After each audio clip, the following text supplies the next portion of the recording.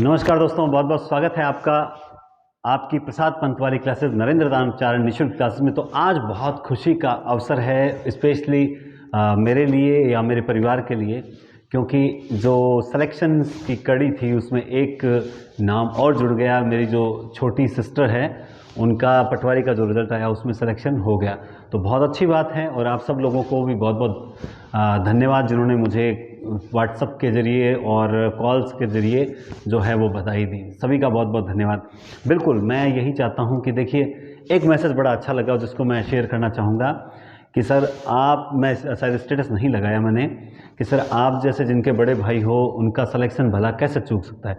देखिए, आप में से बहुत से स्टूडेंट्स हैं वो मेरे छोटे भाई, बड़े भाई या फिर बहनों जैसे ही हैं, और मेरा यही प्रयास रहता है कि आप लोगों के लिए मैं बेहतर से बेहतर करने का प्रयास करूं।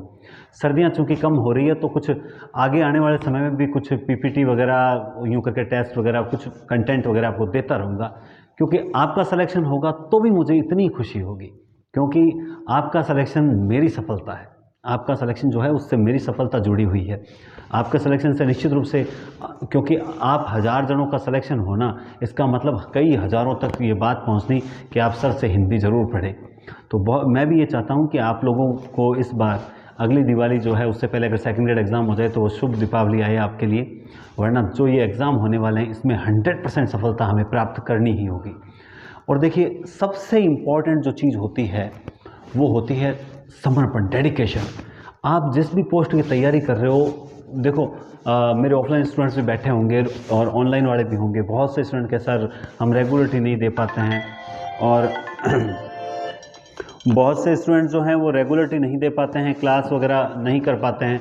तो ऐसे स्टूडेंट्स को भी मेरा यही कहना है कि देखो, आप थोड़ा नियमित रहें, क्योंकि जब तक आपके लिए तैयारी से ज़्यादा इम्पोर्टेंट और काम रहेंगे, सर शादी है, सर ये प्रोग्राम है घर में, सर ये कारण है, तो याद रखना कि सिलेक्शन नहीं होता। डेडिकेशन ये होता है कि सब कुछ छोड़कर फुल कंसंट्रेशन जो होता है वो जॉब पर ही होना चाहिए, तभी जाकर सिलेक्शन होगा। और ये छोटी बहुत है, ये बात मतलब 22 की है, बीएड कर रही है अभी, लेकिन फिर भी इसका डेडिकेशन इतना अच्छा था कि मैं हमेशा से कहता था, मैंने कहा इसका सिलेक्शन पक्का होगा, इसका सिलेक्शन पक्का होगा। लोग ऑटोमेटिकली कहने लग जाते हैं, क्योंकि डेडिकेशन जो चीज़ होती है वो दूर से दिखाई देने लग जाती है कि वास्तव में ये बंदा पक्का एक दिन सेलेक्ट जरूर होगा। और पहला नहीं, दूसरे एग्ज़ाम में ही, पहला लैब असिस्टेंट का दिया तो असफलता मिली, लेकिन सेकेंड एग्ज़ाम में ही जो है सिलेक्शन मिल गया। अब एक मोटिवेशन इस तरह मिल जाता है कि अब जो आगे वाले एग्ज़ाम्स होंगे उनमें निश्चित रूप से इनको बहुत सफलता मिलेगी, और यही हम उज्जवल भविष्य की जो है वो कामना करते हैं, और इसको चाहते हैं भी आगे बहुत बड़े अच्छे पद पर जाए। और आप लोगों को भी मैं मोटिवेशन देना चाहता हूं कि देखिए, एक बार वो कहते हैं ना कि मैं चला आता युगों से, शैल सा ये सिर उठाए, टूट ना स्वीकार लेकिन कौन मेरा सर झुकाए। बिल्कुल, इतना शानदार तैयारी करो, मजा ले अपने को कि लास्ट में ये देखना पड़े सब कट ऑफ कितनी रहेगी, कट ऑफ की ओर झांकना ही नहीं पड़े इतने नंबर बनाने को, तब जाके आनंद आता है। बिल्कुल, वरना लास्ट में अगर सिलेक्शन नहीं होता है तब फिर कुछ लोगों को आपने देखा होगा, मैं पाठ शायद आरोह के अंदर 8वां या 9वां पाठ है फिराक गोरखपुरी का, कि कुछ लोग ऐसे होते हैं जो सिर्फ किस्मत का रोना रोते रहते हैं, सिर्फ और सिर्फ क्या करते हैं, किस्मत का रोना रोते रहते हैं कि हम हो या किस्मत हो हमारी, दोनों को एक ही काम मिला। हम हो या किस्मत हो हमारी, दोनों को एक ही काम मिला। हम किस्मत को रोले हुए हैं, किस्मत हमको रोले है। बस कुछ लोग सिर्फ किस्मत का रोना रहे, हमारी किस्मत में नौकरी थी नहीं, हमारी किस्मत में नौकरी थी नहीं। साहब, आपने ईमानदारी से कभी तैयारी नहीं की, आपने विद्वान बनने का प्रयास किया, मैं इतना ज्ञान अर्जित कर लूं, लेकिन सिलेक्शन के लिए आपने क्या पढ़ना है उस पर आपने कभी फोकस किया ही नहीं है। तो मैं कोई आपको प्रताड़ित नहीं कर रहा, मैं ये नहीं कह रहा कि आपको नीचा दिखाने की कोशिश, क्योंकि हमें आप लोगों को, आप सब मेरा परिवार की तरह हो, हम लोगों को उन लोगों में शामिल नहीं होना जो किस्मत का रोना। हमें ये दिखाना है कि किस्मत तो उनकी भी होती है जिनके हाथ नहीं होते, है ना, कि किस्मत में नौकरी नहीं है साहब, जिनके हाथ नहीं होते किस्मत उनकी भी होती है। तो आप निश्चित रूप से बढ़िया तैयारी करें। गीता कहती है कि गीता, मैं भागवत गीता की बात कर रहा हूँ, ठीक है, हमारे स्टूडेंट भी है गीता मैडम, ठीक है। तो जो भागवत गीता में लिखा हुआ है कि कर्म किए जा फल की इच्छा मत कर, ये बहुत अच्छी बात है अगर इसको समझो तो। बिल्कुल, आपका काम है सिर्फ बढ़िया तैयारी, और तैयारी का मतलब होता है 100% सिलेबस आपको एक बार पूर्ण करना है। अगर 100% सिलेबस आपने पूर्ण कर लिया तो निश्चित रूप से आपको सफलता से कोई भी नहीं रोक सकता है। ठीक है, तो बहुत बहुत धन्यवाद। बहुत जल्द एक बढ़िया सी क्लास हम लेकर आएंगे मोटिवेशन, कुछ एग्जाम्पल सहित, और निश्चित रूप से वो आपके लिए बूस्टर क्लास होगी। बहुत बहुत धन्यवाद। तो हम स्टार्ट करते हैं, हम राष्ट्रीय चेतना प्रधान काव्य धारा। जैसा कि हमने कल जो पढ़ी थी हरिवंश राय हालावादियों को पढ़ा था, आज हम पढ़ेंगे दूसरी धारा, राष्ट्रीय चेतना प्रधान काव्य धारा। तो राष्ट्रीय चेतना प्रधान काव्य धारा के अग्रणी कवियों में नाम आता है तो माखनलाल चतुर्वेदी और रामधारी सिंह दिनकर को कौन नहीं जानता, है ना। दिनकर, हाँ हाँ दुर्योधन बांध मुझे, है ना, हाँ हाँ दुर्योधन बांध मुझे, पिछली बार कुरुक्षेत्र की जो कविता लिखती थी। और आपको बता दूं ये एकमात्र ऐसे कवि हैं, कहते हैं कि जो मोटिवेशन इनकी कविताओं में है वैसा मोटिवेशन और किसी कवि की कविताओं में नहीं मिलता है। तो हम सबसे पहले बात करते हैं, माखनलाल चतुर्वेदी का जन्म 1889 से 1968 ईस्वी में हुआ था। 1889 से 1968 ईस्वी में हुआ था। इनकी कुछ रचनाएं हैं, हिम किरीटनी, हिम तरंगिणी। हिम किरीटनी दो हिम नाम से दो रचनाएं हैं, माता समर्पण, माता और समर्पण, इसके अलावा युग चरण, माता समर्पण युग चरण, वेणु लो गूंजे धरा, और पुष्प की अभिलाषा। पुष्प की अभिलाषा तो बहुत बड़ी, बहुत अच्छी कविता थी। चाह नहीं सुरबाला के गहनों में गूंथा जाऊं, चाह नहीं सम्राटों के सौ पर, चाह नहीं सम्राटों के सौ पर, हे हरि मैं डाला जाऊं, चाह नहीं, चाह नहीं, चाह नहीं देवों के सर पर चढ़ूं, भाग्य पर इठलाऊं, चाह नहीं देवों के सर पर चढ़ूं, भाग्य पर इठलाऊं, मुझे तोड़ लेना है वनमाली, मुझे तोड़ लेना है वनमाली, उस पर पथ पर तुम देना फेंक, मातृभूमि पर शीश चढ़ाने जाए जिस पर वीर अनेक, है ना। तो बहुत अच्छी कविता लिखी थी। एक पुष्प की अभिलाषा, एक फूल की क्या अभिलाषा होती है। तो मैं अगर इस पर एक बात बोलूं कि एक विद्यार्थी की अभिलाषा क्या होती है, विद्या का अर्थ ही, है ना, विद्या का अर्जन करने वाला जो विद्यार्थी होता है, जो सही मायने में एक विद्यार्थी कहलाता है, उसकी क्या अभिलाषा होती है। उसकी अभिलाषा होती है कि मुझे केवल और केवल शिक्षा नौकरी प्राप्त करने के लिए नहीं है, बल्कि नौकरी तो मेरे लिए एकमात्र साधन है, बल्कि मेरा साध्य तो है शिक्षा का प्रचार करना, ज्ञान का प्रचार करना। हम लोगों के लिए नौकरी तो एक साधन मात्र है। और जो केवल एक नौकरी लगकर और फिर ये सोचते हैं अब साहब हम ऐश करेंगे और कुछ नहीं है, उनकी नौकरी व्यर्थ है, व्यर्थ है और व्यर्थ है, इसके अलावा कुछ नहीं है। नौकरी का मतलब ही यही है कि आपने जो नौकरी अर्जित की, आप और ज्ञान बांटने से बढ़ता है। बिल्कुल, मैं अगर कहूं कि 2016 में सिलेक्शन जरूर हुआ मेरा, लेकिन मुझे तब जितना आता था आज उससे 2 गुना नहीं बल्कि 1000 गुना ज़्यादा मैं समझता हूं मुझे नॉलेज है साहित्य, व्याकरण और हर चीज़ का। तो मैंने आप लोगों से सीखा है। तो आपकी एक अभिलाषा रखें कि हमेशा आप क्लास लेनी है। अभी मैं 3-4 दिन से रेगुलर क्लास दे रहा हूं, कल भी मैं आपको क्लास दूंगा। बीच में कभी कभार कोई बंक हो जाएगी, तो इसीलिए आपको कहता हूं कि सूचनार्थ आप टेलीग्राम चैनल जरूर ज्वाइन करें, ताकि वहां पे आपको सारी सूचनाएं मिल जाएगी। तो पुष्प की अभिलाषा, एक भारतीय आत्मा, बिल्कुल। हिम किरीटनी, हिम तरंगिणी, युग चरण, माता समर्पण, वेणु लो गूंजे धरा और पुष्प की अभिलाषा इनकी प्रसिद्ध कविताएं हैं। और इनको हिम तरंगिणी पर 1955 में साहित्य अकादमी पुरस्कार मिला था। और आपको बता दूं, साहित्य अकादमी पुरस्कारों में सबसे पहला जो पुरस्कार है वो इन्हीं को मिला था। सबसे प्रथम पुरस्कार जो मिला था वो इन्हीं को मिला था। बहुत जल्द मैं एक साहित्य अकादमी पुरस्कारों की सूची लेकर आ रहा हूं, जिसमें शानदार, एक ही क्लास में सारे के सारे साहित्य अकादमी पुरस्कार आपको याद हो जाएंगे, व्यास सम्मान याद हो जाएंगे, ज्ञानपीठ पुरस्कार याद हो जाएंगे। बढ़िया ट्रिक्स के साथ लेकर आ रहा हूं और शानदार बूस्टर क्लास होगी हिंदी साहित्य वालों के लिए। इनको एक भारतीय आत्मा के नाम से भी जाना जाता है। इन्होंने 3 पत्रों का संपादन किया था, प्रभा, करमवीर और प्रताप। प्रभा, करमवीर और प्रताप, ये 3 पत्र इन्होंने संपादित किए थे, जिसमें करमवीर पत्र को, बहुत इंपॉर्टेंट प्रश्न बता रहा हूं सेकंड ग्रेड की दृष्टि से, बहुत इंपॉर्टेंट प्रश्न है, राष्ट्रीय जागरण का दूत कहा गया है। करमवीर पत्र को राष्ट्रीय जागरण का दूत कहकर पुकारा जाता है। हमारे देखो, आप लोग कहते हैं, मैं कई जनों से बोलता हूं कि अगर देखो मैं यहां पर और ज्यादा विस्तृत वर्णन नहीं कर सकता, यूट्यूब की क्लास है तो इसका मतलब ये नहीं यूट्यूब को पढ़ाते नहीं, लेकिन फिर भी विस्तृत क्लासेस अगर कोई ज्वाइन करना चाहता है, कहते हैं सर, अभी कल भी मैसेज आए 2-4 जनों, आज भी 2-4 जनों ने कोर्स खरीदा है, तो कहते हैं सर नहीं, हमें हमारे आपकी ऑफलाइन जो क्लासेस चलती है उसके रिकॉर्डिंग, नोट्स वगैरह सब कुछ चाहिए। तो वो देखो हिंदी पॉइंट से ऑफलाइन क्लासेस प्राप्त कर सकता है। शानदार क्लासेस हैं, तैयारी ईमानदारी से करनी ही है। तो जैसे हमारे ऑफलाइन स्टूडेंट और जो ऑनलाइन पेड कोर्स वाले स्टूडेंट्स हैं, वो क्या करते हैं कि इन क्लासों को भी देखते हैं, ताकि वो कहते हैं सर आपकी उन क्लासों को देखने से हमारा रिवीजन हो जाता है ना। तो बढ़िया, आप कोई 500-1000 रुपये बिल्कुल ना देखें। मैंने पूरे राजस्थान में सबसे ज़्यादा एक जो लागत चार्ज होता है उसी में, ताकि मेरा कुछ नहीं लगे, स्टेशनरी चार्ज में आपको बढ़िया कोर्स करवाने की जो एक ठानी है। अगर ईश्वर ने चाहा, मेरा उद्देश्य सही है और मेरी मेहनत सच्चे दिल से की जा रही है और मैं ईमानदारी से अगर मेहनत कर रहा हूँ, आप लोगों का हित सोच रहा हूँ, तो यकीनन मुझे पूरा भरोसा है कि इस बार ऑल राजस्थान सर्वाधिक सिलेक्शन जो होंगे वो मेरे द्वारा पढ़ाए गए स्टूडेंट्स के होंगे। और जीके में भी जो है वो बहुत जल्द जो है देखते हैं, अगर वैकेंसी आने के बाद हमारे बहुत 2 अच्छे टीचर हैं, उन 2 टीचर्स को मैं लॉन्च करने वाला हूँ राजस्थान जीके में, जो अगर एक बार पढ़ा दे तो वो स्थायी कर दें। यानी वो मेरे जैसा मैं पढ़ाता हूँ वैसे ही वो पढ़ाते हैं कि वो पूरा जीके जो स्थायी करते हैं दिमाग में। तो अगर देखते हैं, अगर वो हाँ भर देते हैं तो उनको भी मैं बहुत जल्दी लॉन्च करूँगा। बाकी इच्छा पे हैं उनके, तो बढ़िया तैयारी करें। तैयारी सेकंड ग्रेड, और गौरव सर तो यूट्यूब पे निःशुल्क पढ़ा ही रहे हैं। अभी उन्होंने हिस्ट्री की किताब भी निकाली है ना, हिस्ट्री की किताब भी निकाली है, तो बहुत अच्छी किताब है। मैंने खुद ने देखी थी, उन्होंने पीडीएफ भेजी थी मुझे सर ने, तो मैंने उस पीडीएफ को देखने के बाद ही वो पोस्ट की थी।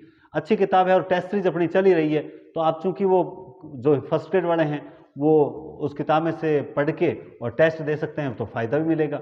आपके पास एक बढ़िया किताब भी है ना। मुझे अच्छी लगी वो किताब, मैं पर्सनल व्यू दूं अपना, तो मुझे वो किताब बहुत अच्छी लगी। इसलिए नहीं कि गौरव सर मेरे मित्र हैं, मैंने उस किताब को देखने के बाद कमेंट किया, पोस्ट किया, उससे पहले पोस्ट नहीं की थी। ठीक है, तो हम बात करते हैं हिम किरीटिनी हिम तरंगिणी माता समर्पण युग शरण वेणु लो गुंजे धरा पुष्प की अभिलाषा, ये इनकी पंक्तियां हैं। इनको 1955 में पहला साहित्य अकादमी पुरस्कार मिला था। इन्हें एक भारतीय आत्मा के नाम से जाना जाता है। प्रभा कर्मवीर प्रताप नाम से भी इनको जाना जाता है और इनको राष्ट्रीय जागरण का अग्रदूत भी कहा जाता है।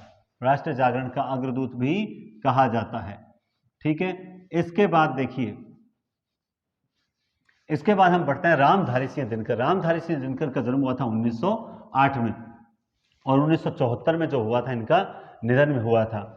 इनकी कृतियां हैं रेणु का हुंकार रही है रसवंती से कह रही है कुरुक्षेत्र में जा। रेणु का हुंकार रही है रसवंती से कह रही है कुरुक्षेत्र में जा, और उर्वशी यशोधरा को बुलाकर ला कि परशुराम की प्रतिज्ञा करना बंद कर दे। तो ये इनकी रचनाएं हैं, बहुत प्रसिद्ध, ये सारी की सारी प्रसिद्ध हैं। रेणु का हुंकार, रसवंती, कुरुक्षेत्र। आपको पता है कुरुक्षेत्र जो रचना है वो विश्व युद्ध की विश्व युद्ध को लेकर लिखी गई रचना है और बहुत अच्छी रचना, द्वितीय विश्व युद्ध को विभीषिका को लेकर लिखी गई रचना है, अच्छी रचना है। जैसे ये परशुराम की प्रतिज्ञा है, तो ये भारत चीन जो युद्ध हुआ था, भारत चीन युद्ध की पृष्ठभूमि पर लिखी गई कविता है, बहुत अच्छी कविता है परशुराम की प्रतिज्ञा। अगर कभी पढ़ने का मौका मिले तो जरूर पढ़िएगा, है ना। देखो, भगवान करे आप बहुत जल्दी सेलेक्ट हो, और सेलेक्ट हो जाने के बाद कभी किताबों को छोड़ना मत। कई लोग बोलते हैं ना, सर मैं तो सेलेक्ट हो जाऊं तो है ना गंगा जी में बहाया हूँ किताबें, कोई कहता है मैं तो है ना सारी दान कर दूं, कोई कहता है ऐसे कर दूं। मत छोड़ना, ऐसे पढ़ना, बढ़िया आनंद। जैसे मैं अभी 2-3 मैंने आपको बताया भी था, मैं मधुशाला लेके आया था, जयशंकर प्रसाद के आंसू लेके आया था, और इसके अलावा 2-3 अच्छी किताबें और लेके आया था। कभी समय मिलता है तो ऐसे सोचते हैं, पढ़ते हैं। अगर एक किताब में से एक भी अच्छी चीज मिल जाए तो यकीन मानिए आपकी किताब लाना सार्थक हो जाती है। तो ये परशुराम की प्रतिज्ञा बहुत अच्छी ओजस्वी कविता है। उर्वशी जो रचना है, इस पर इनको ज्ञानपीठ मिला था। क्या मिला था? उर्वशी रचना पर इनको ज्ञानपीठ मिला था। परशुराम की प्रतिज्ञा भी जो इनकी बहुत अच्छी कविता मानी जाती है। ठीक है, इसके अलावा अगर बात करूं मैं तो कौन सी रह गई, ये होगी, हाँ, संस्कृति के 4 अध्याय पर 1959 में साहित्य अकादमी पुरस्कार मिला था इनको, और उर्वशी पर मिला था ज्ञानपीठ पुरस्कार मिला था। परशुराम की प्रतिज्ञा भारत चीन युद्ध को लेकर लिखी गई है, जबकि कुरुक्षेत्र द्वितीय विश्व युद्ध को लेकर लिखी गई है।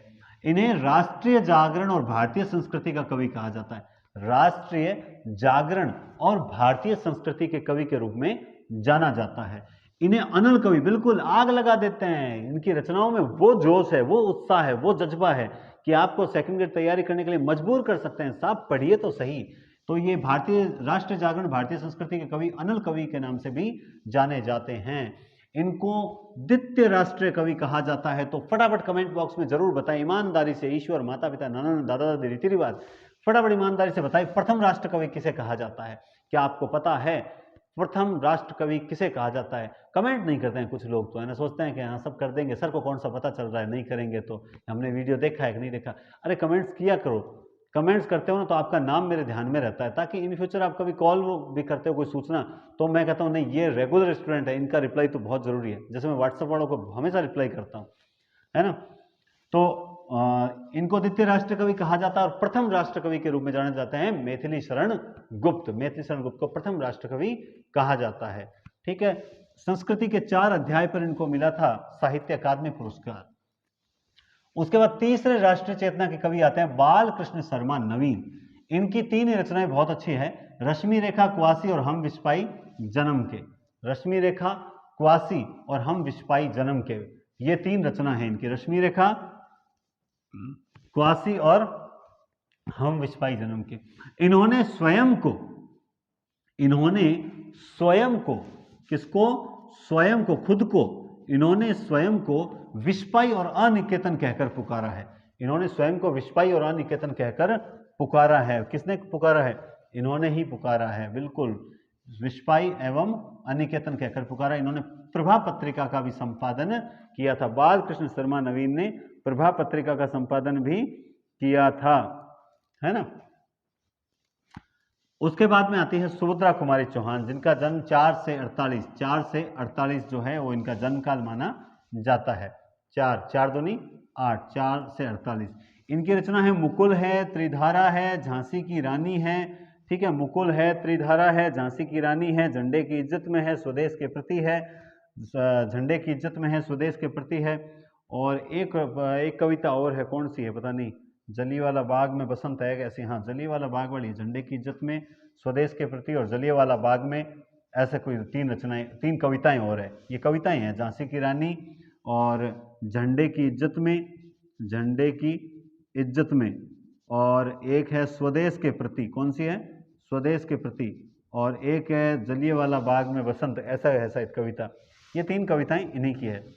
इनके बारे में कोटेशन है, बहुत अच्छा कोटेशन है, फर्स्ट ग्रेड वाले अगर जो तैयारी कर रहे हैं स्टूडेंट्स, तो उनके लिए बहुत हितकारी है कि राष्ट्रीयता एवं मानवता के उदात्त एवं कोमल स्वरों, राष्ट्रीयता एवं मानवता के उदात्त एवं कोमल स्वरों को झनकृत करने वाली कवयित्री है। और ये कहने वाले हैं GCG, गणपति चंद्र गुप्त कहते हैं कि राष्ट्रीयता एवं मानवता के उदात्त एवं कोमल स्वरों को झनकृत करने वाली कवयित्री जो है वो सुभद्रा कुमारी चौहान है। गणपति चंद्रगुप्त ने किसके बारे में कहा है कि राष्ट्रीयता एवं मानवता के उदात्त एवं कोमल स्वरों को झनकृत करने वाली कवयित्री जो है वो सुभद्रा कुमारी चौहान है, ये गणपति चंद्रगुप्त ने कहा है ना।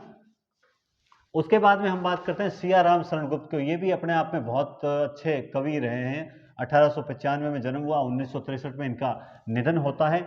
इन्होंने मौर्य विजय की थी, मौर्य विजय एक अनाथ ने की थी। अनाथ का बापू जो था उसका नाम था नकुल, वो बड़ा दुखी रहता था। एक दिन उसने आत्मोत्सर्ग कर दिया एक फूल की चाह में। ज़्यादा स्पीड से बोल दिया ना, ज़्यादा स्पीड से इसलिए बोल दिया क्योंकि आज की स्थिति ऐसी थी कि आज की क्लास नहीं होने वाली थी। हाँ बिल्कुल, आज की क्लास जो बंक हो रही थी कि भाई आज थोड़ा सा टाइम नहीं थे, फ़ोन पे फ़ोन आ रहे थे और इसलिए थोड़ी सी कहीं ना कहीं क्लास जो है वो बंक होने वाली थी। लेकिन फिर सोचा नहीं, क्लास काफ़ी दिनों से नियमित नहीं रह पा रहे थे, अब चूंकि नियमितता बन रही है उसको फिर ना तोड़ें। इसलिए क्या है, मैं एक बार मैंने कहा चाहे छोटी सी क्लास क्यों ना हो लेकिन राष्ट्रीय चेतना धारा तो करवा ही देते हैं, और एक धारा रहेगी वो कल करवा देंगे, है ना। तो आपकी बंक नहीं की क्लास। तो मौर्य विजय की थी एक अनाथ ने, अनाथ के बापू का नाम नकुल था, नकुल विषाद में रहता था। एक दिन उसने आत्मोत्सर्ग कर दिया एक फूल की चाह में। तो सियाराम शरण गुप्त की ये रचनाएं हैं और बहुत इंपॉर्टेंट रचनाएं मानी जाती है सियाराम शरण गुप्त की, है ना। अब ये जो अनाथ है इसमें मतलब एक क्या कहते हैं, जमींदारों का जो चित्रण किया गया। भाई जमींदार जो होते हैं वो अत्याचार शोषण करते हैं। अब आत्मोत्सर्ग जो है इसमें गणेश शंकर विद्यार्थी को लेकर लिखा गया है। अब ये एक फूल की चाह जो है ये पुष्प की अभिलाषा का अनुकरण करके लिखी गई कविता है। तो सियाराम शरण गुप्त बहुत ही अपने आप में अच्छे थे, और ये मैथिली शरण गुप्त के छोटे भाई थे, सियाराम शरण गुप्त, मैथिली शरण गुप्त, है ना। ठीक है, उसके बाद में आते हैं सोहनलाल द्विवेदी। सोहनलाल द्विवेदी के बारे में याद रखो, भैरवी युगाधार, ये बहुत अच्छी रचना है। भैरवी युगाधार, वासवदत्ता और कुणाल, ये 4 रचनाएं हैं। भैरवी युगाधार, वासवदत्ता और कुणाल, ये इनकी जो है वो इम्पॉर्टेंट रचनाएं हैं। ठीक है, इसके बाद में सोहनलाल द्विवेदी के बारे में डॉक्टर नगेंद्र ने कहा है कि ये अत्यंत सरल भाषा के राष्ट्रीय चेतना का स्वर व्यक्त करने वाले कवि हैं। डॉक्टर नगेंद्र इनके बारे में कहते हैं कि अत्यंत सरल भाषा में इन्होंने राष्ट्रीय चेतना को व्यक्त किया है। किसने किया है? सोहनलाल द्विवेदी ने। ये बात कहते हैं डॉक्टर नगेंद्र, कहते हैं कि अत्यंत सरल भावों में, अत्यंत सरल भाषा में राष्ट्रीय चेतना का स्वर व्यक्त करने वाले कवि कौन हैं? वो हैं सोहनलाल द्विवेदी हैं, है ना। जैसे बच्चन सिंह इनके बारे में कहते हैं, बालकृष्ण शर्मा नवीन के बारे में, कि अपने समकालीन कवियों में सबसे जुझारू कवि जो थे वो बालकृष्ण शर्मा नवीन थे, अपने समय के सबसे जुझारू कवि। तो सबने अलग अलग कोटेशन लिखी है, ये इंपॉर्टेंट था। ये गणपति चंद्रगुप्त ने सुभद्रा कुमारी चौहान के बारे में कहा कि राष्ट्रीयता एवं मानवता के उदात्त एवं कोमल स्वरों को झंकृत करने वाली कवियत्री है। तो नगेंद्र कहते हैं अत्यंत सरल भाषा में राष्ट्रीय चेतना को स्वर व्यक्त करने वाले सोहनलाल द्विवेदी हैं। तो अपने समय के समकालीन कवियों में जुझारू हैं, ये बात बच्चन सिंह कहते हैं। तो हम साहित्य को जितना पढ़ें उतना कम है, लेकिन हमें पढ़ना, हमें विद्वान बनना है या सिलेक्शन लेना है? सिलेक्शन लेना है तो मेरे हिसाब से ये पर्याप्त है। इनको ज़्यादा रिवीजन कर लो, ये अच्छे से याद हो जाए, फिर हम थोड़ा और विस्तृत पढ़ेंगे। ठीक है, और ऑफलाइन क्लास वालों को तो विस्तृत पढ़ने की आवश्यकता नहीं, क्योंकि मैं उनको बहुत देखो, जहाँ 3 महीने में सिलेबस हो जाता है, वहाँ मैंने इस बार इनको 3 महीने में सिर्फ साहित्य करवाया है। तो आप भी समझ सकते हैं कि इनका साहित्य कितना बेस्ट होगा, है ना। और मेरे हिसाब से मैंने बेस्ट करवाने का प्रयास किया। इसके साथ भी ये क्लासेस दे रहा हूँ, इसके साथ भी मैं आगे रिवीजन शॉर्ट क्लासेस, इनसे भी शॉर्ट क्लासेस कि परीक्षा की दृष्टि से टोटल साहित्य 10 क्लासों में और करवाऊंगा, वो भी इनको रिवीजन क्लासेस मिलती रहेगी। अब आपको सर हमें भी देखो, आपका ये जो क्रम चल रहा है ना, ये क्रम भी बहुत लंबा चलेगा अभी, तो इसलिए आपको ऐसा नहीं है कि मैं आपको गलत पढ़ा रहा हूँ। ये आज भी ऑफलाइन वाले स्टूडेंट्स ने ये बोला कि सर आप वहाँ पे बहुत विस्तार से कर रहे हो, कुछ चीज़ें तो आपने हमको नहीं बताई, उनको बताई है। तो कुछ चीज़ें मुझे पढ़ते समय आपके लिए याद आ जाती है, तो मैं आपको बता देता हूँ, तो उनको रह जाती है। फिर भी अपना ये है, उनको भी ये बोल रखा है कि आप यूट्यूब वाली क्लासेस भी देखें, आपको फ़ायदा मिलेगा। और आप ऑफलाइन पढ़ रहे हो उसकी तो देखो होड़ ही नहीं है। फिर भी ऑफलाइन क्लासेस रिकॉर्डिंग ले रहे हो तो एक ऐसा लगता है जैसे ये क्वेश्चंस पूछते हैं तो उनको सुनाई देता है, जो हमारी क्लास में चर्चा होती है वो सुनाई देती है। तो अगर जो कैपेबल योग्य हैं उनको मैं यही कहूँगा कि आप ज़रूर ऑफलाइन क्लासेस की रिकॉर्डिंग प्राप्त करें, बहुत ज़्यादा फ़ायदा मिलेगा। और नोट्स, पीडीएफ, प्रिंट आउट वगैरह सब कुछ आपको मिल जाएगा, जो ऐप वाले अपनी ओर से उपलब्ध करवा रहे हैं, टाइप करते हैं। बाकी मैंने तो कभी टाइप भी नहीं करवाए नोट्स। मैं तो आपको ये कहता हूँ मिश्रा पब्लिकेशंस की किताब या जो भी गाइड आपके पास है, लक्ष्य की है या फिर मान लो दिशा की है, सुगम की है, कोई भी गाइड पढ़ रहे हो तो आप पढ़ो। ये कहीं जर्ण नहीं, साहित्य माखनलाल चतुर्वेदी वही है, सोहनलाल द्विवेदी वही है ना। तो बढ़िया पढ़ो, जिस किताब से पढ़ रहे हो बढ़िया पढ़ो। सिलेक्शन आपके पढ़ने से होगा, किताब से नहीं होगा। ठीक है, तो बहुत बहुत धन्यवाद आज की क्लास का, और मिलते हैं कल शाम ठीक 9 बजे। तो बहुत बहुत धन्यवाद। उम्मीद करता हूँ आज की क्लास भी आपको अच्छी लगी होगी। फिर भी अगर अच्छी नहीं लगी तो और प्रयास करेंगे बढ़िया। ठीक है, बहुत बहुत धन्यवाद दोस्तों।